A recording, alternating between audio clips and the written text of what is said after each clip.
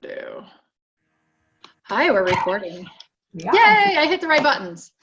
So hello, everybody. It's Debbie Marlowe again, chit-chatting and trying to be technology girl.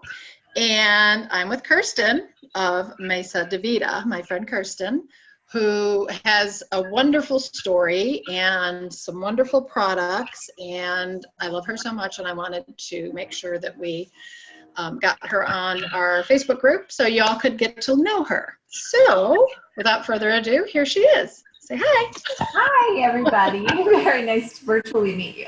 Virtually meet you, exactly. So why don't we go ahead and start out with your Whole30 origin story, how you came to know paleo or Whole30 and why you got there and everything from there on. Sure. I would say I found a Whole30. It was like a little bit more restrictive version, not restrictive, but in a good way, I would say, than what my whole life change happened.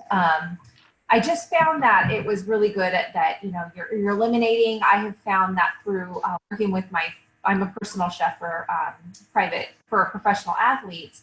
And the elimination is key to figuring yourself out, because not all of us have access to geneticists and nutritionists, can get all these testing done. So we have to figure it out for ourselves. And I actually did that, gosh, it has been, let's see, I was 25 years old and I'm 40 now. So I discovered that I had high blood pressure, high cholesterol, and I was pre-diabetic. I was well over 100 pounds overweight, although I don't like focus on the weight so much. I was definitely unhealthy. I envy people who can live in a larger body and love it and embrace it, and their health cooperates with that. Mine did not. Right. And I had been heavy my whole life. Definitely considered obese on that scale. And I, at 25, when I got all that news that, I knew I was sick before that. I was sick all the time. I had no energy, and I did not know what healthy meant. So I kind of did a mini version of Whole30. I would say I cut out processed foods. I actually started studying the people who lived the longest in the world, because that's cool. The blue zone, was that the blue zones or whatever? Yeah, that was intriguing. Oh, it's so amazing. Well, I figured they have something, they're doing something right. What's going on. And some of them are extremely lean and thin. Some of them carry a little extra weight. So I thought, what is it that is the key? And it was real food. That's the common denominator. Right. They all, some ate high carbohydrate diets, some ate like fish and, seaweed mostly, lots of rice, some ate very, very little carbohydrates, but that was it, just real food. They eating, I lived on Slim Fast and lean cuisine. I just thought that's back in the day. Back in the day, we were all doing that. Oh my gosh. And I think back, I thought, how did I not know that? And even now, people don't always know that either. And so I have to really step back and say, where did I come from? Mom and dad put dinner on the table, and they're doing a great job.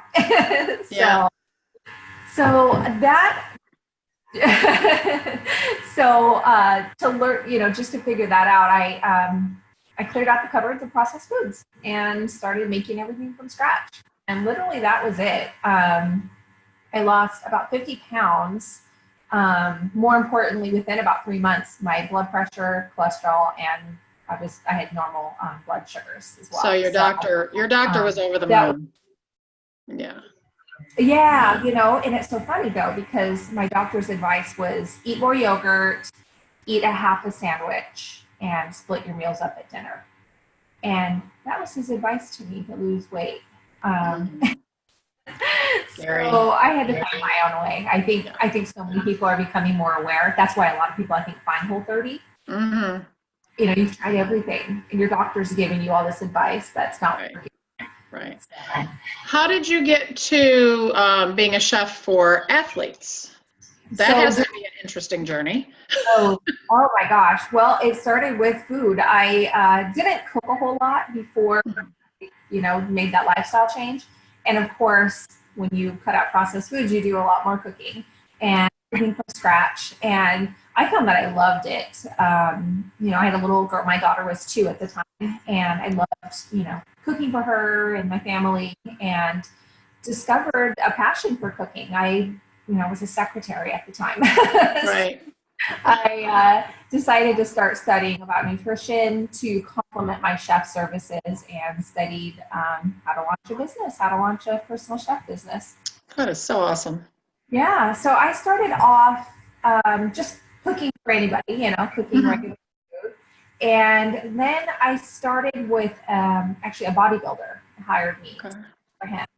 And so I started really deep diving into more nutrition at that point to learn more about it. And it was fascinating to me. And started with, I would say, like the Seattle Seahawks, a bunch of football or basketball players, just word of mouth. I got to be known as the chef to go to when you need to eat for optimized nutrition or healing.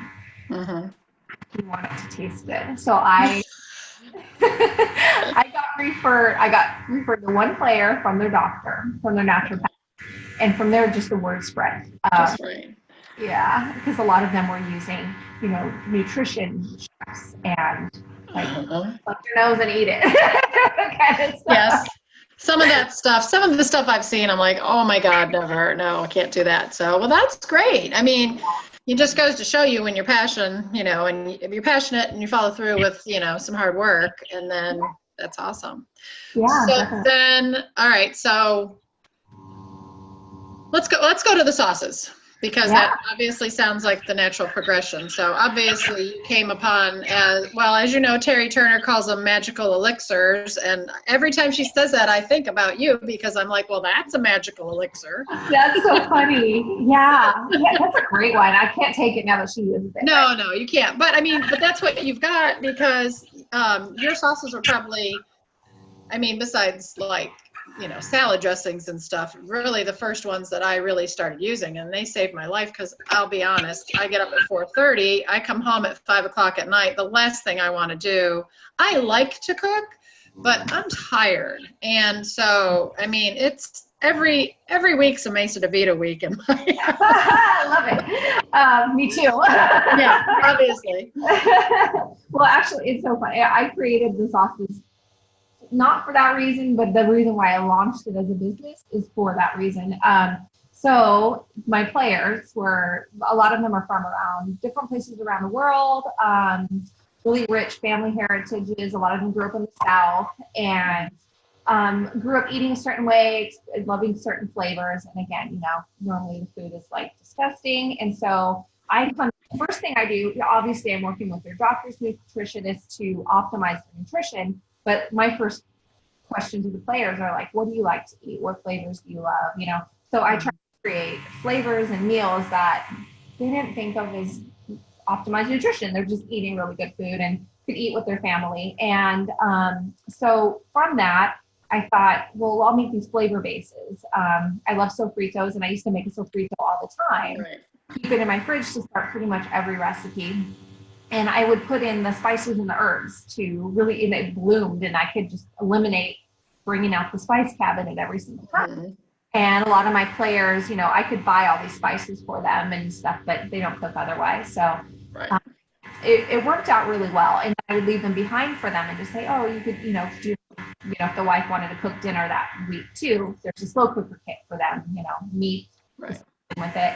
And they were getting the vegetables, because I always like to call them my little boys, because they did not like to see their vegetables. And so that was always where they would kind of find an issue with other chefs. So I would sneak the vegetables in. It would make the meals taste really good. It was so easy. I would make all these sauces at the beginning of the session, and then like the meals came together like that afterwards. And I would get home from work and think, oh, man, I wish I had that in my cupboard. I'm going to start taking a little bit with me. And it just like a light bulb went off. I was inspired by, Thai cooking sauces and Indian curries, like the flavor bases. And I thought, well, where's a flavor base like that for Latin cooking and all of that? So I started creating them according to, my players were like, oh, I love Moroccan food, or Haitian player, love Creole type Haitian ingredients. It's where the inspiration came from. And yeah, so, and now I'm just excited with, go ahead. No, and it's just funny because when I first got the package, I was like, okay, obviously I'm going to like the Latin one because I love Latin food. And then I'm like, this North African, what am I going to do with this? And then I made the stew that you had said, and I was like, oh my God, maybe this one's my favorite. And then I try the Creole and I'm like, oh wait, maybe this one's my favorite. So it's just funny because I'm very, okay, I like this and I don't like that, and I like them all. So can we talk about the new one that's coming out? We can. Maybe it could be a sneak peek of it. So we're formally launching on the 22nd. We'll be seeing a giveaway on the page. But so again, I am trying to find, places where you're buying spice mixes or, full of chemical sugar.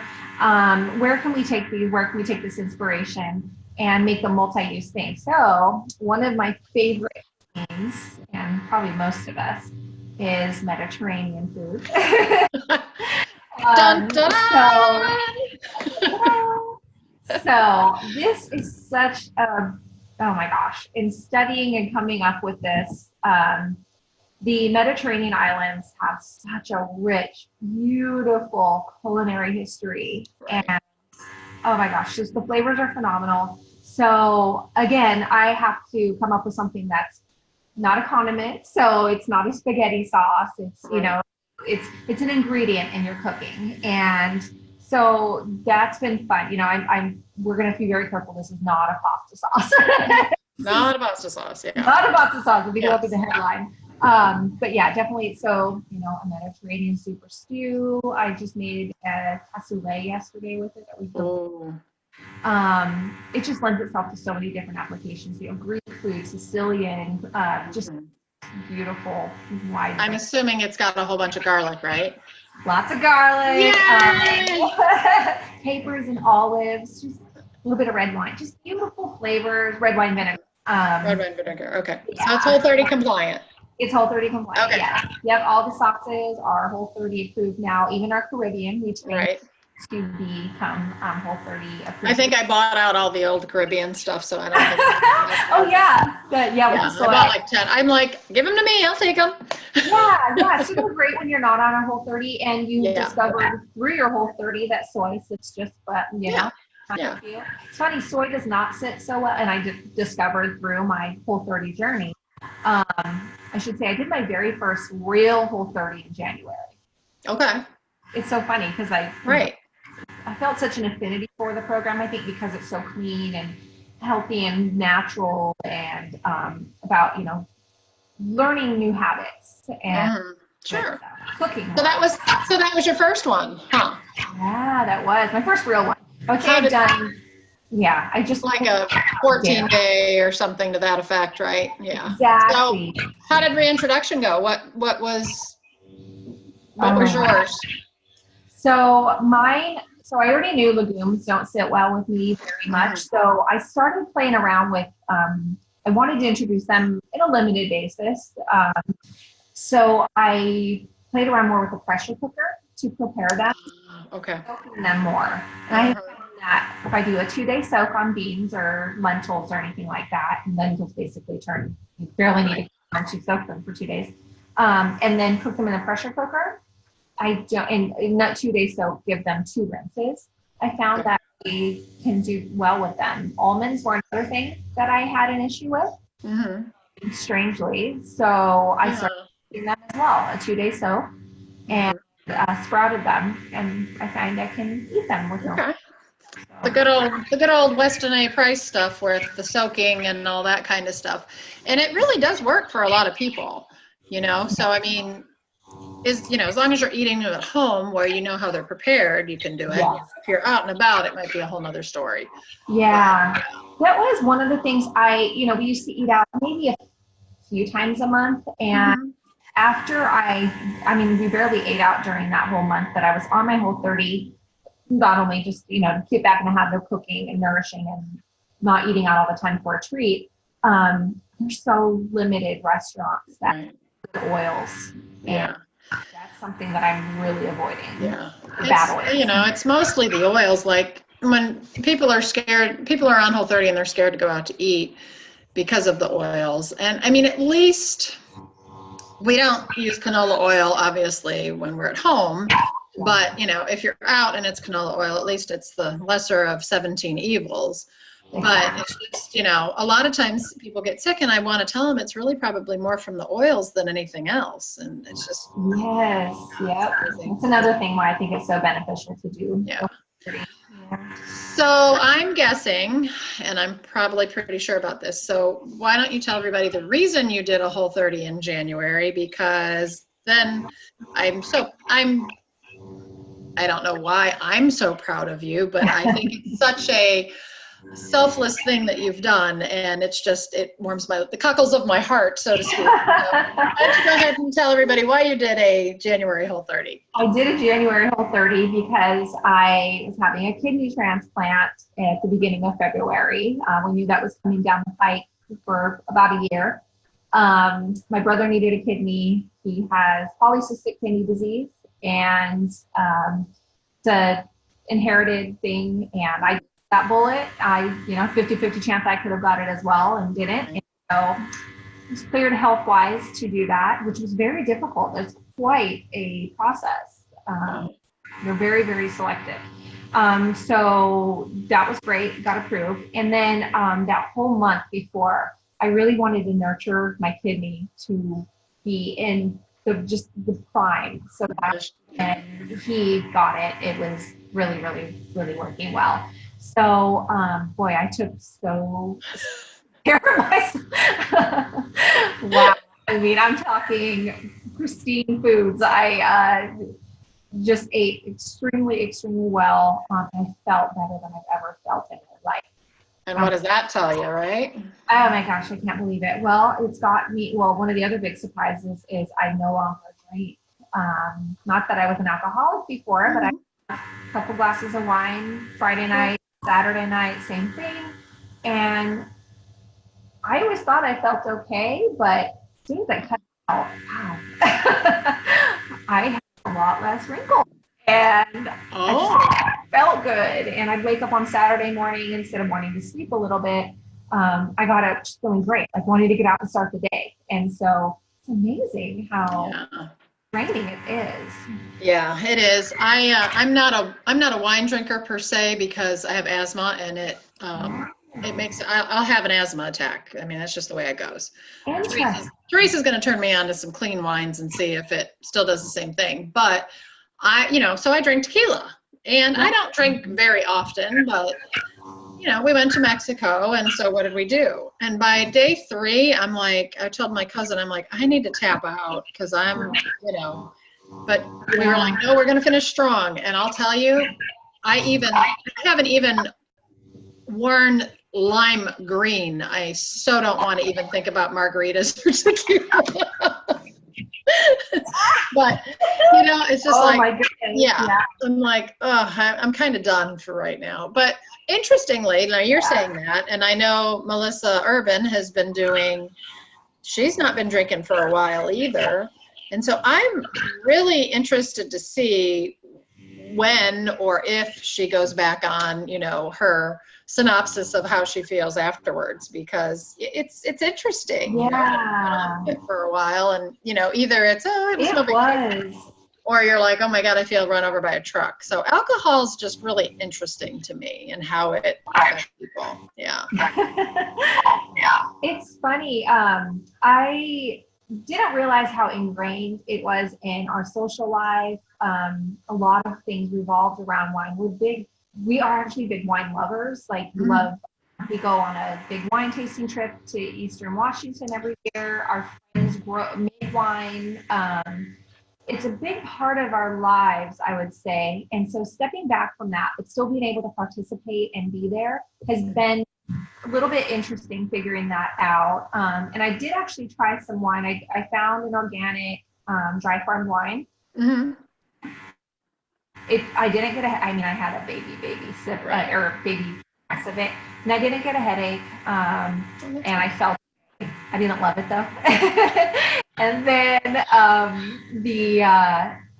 last week I tried a regular wine, like a big, like a little whiskey glass of it, and I got the worst headache the next day. So crazy.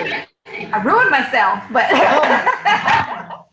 I can't drink anymore. Oh no. Well, yeah, and especially being out there with all the wineries and whatnot, like you said, yeah, because that is, that's what you guys, do on the weekends, and it's a lot. There's a lot, there's a lot out there. And I'm a tequila lover too. That is definitely, but I love it in a margarita. So yeah. We'll see. I tried a sip of tequila and I just couldn't get it down. It tasted so strong to me. So we love Mexico, and oh man, it's gonna be very interesting next time we go. I may have to pace myself next time. I went out the gate pretty quick, and and I hadn't been drinking, and I think that's the problem was, I did a January Whole30 with my group just because I kind of like to clean things up, and I haven't really been drinking, and then we drank, and it was not pretty. But anyway, so I digress. So is there anything else you can tease us with? I heard my dog barking. I'm sorry. Oh yes, yeah. Well, I guess. Well, the one thing we were going to talk with the kidney transplant is it has completely changed my outlook on healthy. What healthy means. So as much as I say I'm not focused on a weight, shouldn't be focused on a weight or a size. A little bit of that creeps in, and that's a reason behind wanting to be healthy. But now it's taking care of my organs. Like I really want my Lone Ranger kidney to last. Right. I eat now to nurture and nourish my body. So it's been an adjustment. But it's helped me really, again, just find get back to cooking more often, because in creating this business, I was cooking a lot less. But we are busier than ever because we are going to be, so currently we're available mostly just online. We do ship direct, and that will be changing later this year. We'll still be available direct to ship, but everybody will be able to get us in this store. So I don't know how to, I can allude. Could be at a major retailer. How's that? Yeah, there we go. Is that a good way to say that? There you go. And not to worry, when we're able to say where you're going to be, we'll definitely let everybody know. Certainly, we're going to do it. We're going to do a giveaway in our Facebook group, so there's that. So it's awesome. I'm so proud of you.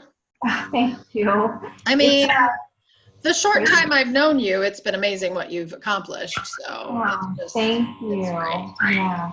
It feels, a lot of people, some people know this, but Mesa Vida, actually, I've been running it for over 2 years, but it was my side hustle. I was a chef full time and ran the business, started it just whenever I could in the evening.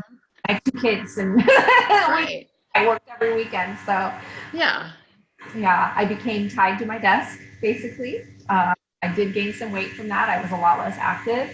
That slowly, I'm getting back to normal life now and some balance. But so it feels like for me, it's been a long time coming, but it's also been great being very small and learning so many valuable lessons being small. Oh yeah. Well, I mean, and there's quite a lot of us out there. I'm a massage therapist, 30 hours, 40 hours a week, and then in between clients and in the evenings and in the mornings before I go to work, I do my Whole30 coaching. And, in the evenings, I'm sitting there, doing emails, doing this and doing that. And, you were making sauces and marketing them and labeling them and packing them and sending them out. I mean, if you really want to do it, you'll find the time. unfortunately, sometimes your health may suffer from that. Yeah, you know. But it's also a phase. And if it's worth doing, you go for it. Take as good care of yourself as you can while you're going, and then pick up the pieces afterwards. But yeah, you've done so much. Let's see. I think you got on my radar right. Was it before the summit? I think, or maybe it was. Yeah, because we got formally Whole30 approved last June. Okay, so it was right around that time then. And I mean, look how much you've done. So it's just crazy. Yeah, because I tasted it and I was like, okay, small woman company, everybody needs to taste this right now. Thank you. Thank you. I appreciate that. It's not, I don't have to sell it. It sells itself once they taste it. It's all over. Yeah. As one of my clients said, Debbie always gets us the best stuff because, it has to be flavorful. You've got to want to do it, so. Oh my gosh. It has to be flavorful. It has to taste good. I think that's the, gosh, there are so many things out there that are healthy, that are supposed to be convenient. And I'm like, but I don't want to eat that. There are some things that are very nutrient dense that I don't necessarily love, but I know that I need to do them because they're nutrient dense. Sure. Yep. And I suck it up and I do it. And the rest of it better taste good. Yeah, exactly. Yeah. And the pleasure of eating, I named the company Mesa to Vida for, table for a reason. I think it's beautiful when we come to the table, and food should taste good and be an experience. And if you're just pounding a protein bar or something like that and eating food, it's just not doing your life any good. And it's not good for me. I have little kids, and so not so little anymore, but I don't want to be that. I want them to have those memories at the table and learn to cook. Yeah, it's so important. I see so many people, and I know you do too, that's the culture we've become, is the protein shake, the what are the monster drinks and all that kind of stuff, and everybody's eating in their car. Now, I understand you got to eat in your car once in a while, but I mean, these are entire meals in their car. And it's just, when people say they don't want to cook, I'm like, but it's a form of nurturing yourself. And it's a form of self-care. Yes. And that takes a while for people to understand, but I mean, it's so important. It's getting back to basics, and I mean, it's so important. Yeah, quality of life, other places around the world, that's, you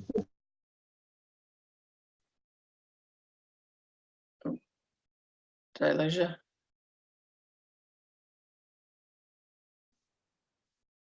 I think I lost you.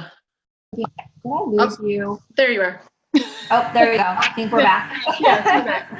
Sorry. No, I think it might have cut out. So say what you were going to say about other people around the world and how they dine.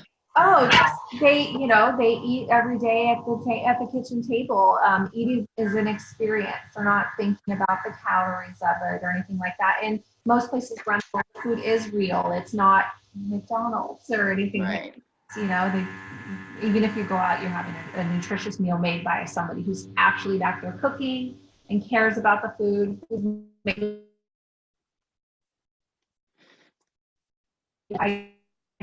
happening, and I really hope people do it. Grow up with your grandma cooking, and a lot of us have missed out on that, and I think it's a beautiful thing to bring back. Definitely. Well, my love, you're so sweet to spend some time with me, and I appreciate it. I don't want to take up your whole day. So thank you very much. I'm very excited about your big reveal, and of course, we'll let everybody know when that happens. Thank you so much. All right. Anything else you need to tell us? Obviously, find her at Kirsten at Mesa de Vida. Anything else we need to? For you, so we'll get a special coupon for 15% off. Okay. And I think that's everything. And just thanks for meeting with me, hearing our story, and to hear yours, and know what everybody's doing. So. Okay. All right. I'm gonna try to stop recording. All right. Thank you, darling. Bye. Thank you. Have a good day.